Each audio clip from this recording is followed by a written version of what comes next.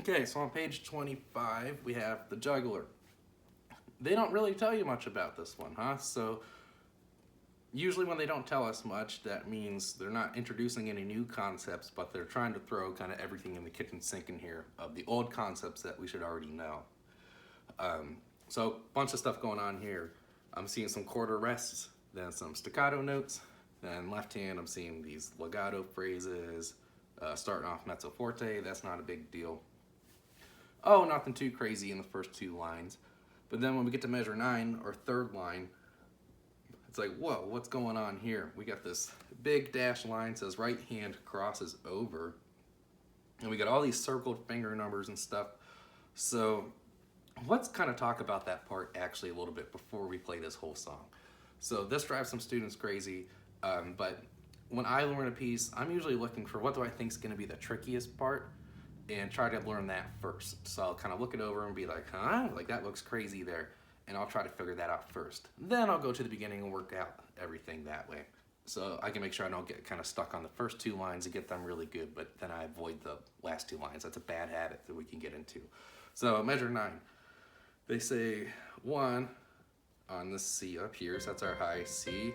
Then left hand, we get a thumb on middle C.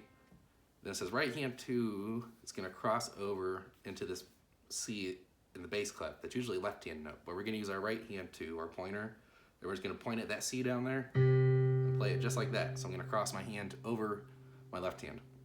Then I get this left hand 1 again. Then this one's circled up here, so they're saying, oh, get your right hand back up in that starting position again. Oops, I missed. So it's a little tricky, making sure we're hitting the right notes there. Okay, so that's kind of the strategy that's going on there, where we're just bringing this right hand, and we're kind of doing this kind of move. Thumb here, 2 there. So I might even have them do that a little bit before they actually learn the piece, just so like we got a really good idea what the technique is, like what we're trying to accomplish here. So we just get ahead of those things and it makes it a lot easier to learn the whole piece.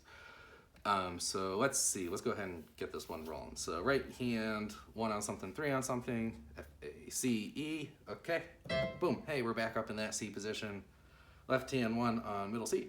Okay, so it's kind of like a middle C position, but our right hand's going up an octave.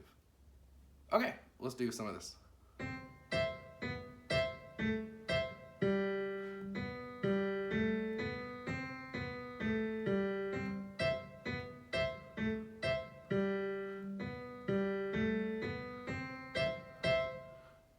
Rest, rest, rest, rest, rest, rest, rest. Whoops. There we go. I messed up that last little bit there, but you get it. It's just, it's actually a repeat of measures 7 and 8 there. So if they know what 7 and 8 are, boom, we're just playing that at the very end. So it's good to kind of recognize some of those patterns as well. Because then we basically just have it memorized by the time we get there. So it's another kind of little tricky one there. You can tell I don't know these songs as well. So let's practice it. A couple little things too. I noticed measure 9, they kind of start that crossover thing with mezzo piano. But then the last 2 measures, they want you to come in really strong with that forte. So look out for that as well.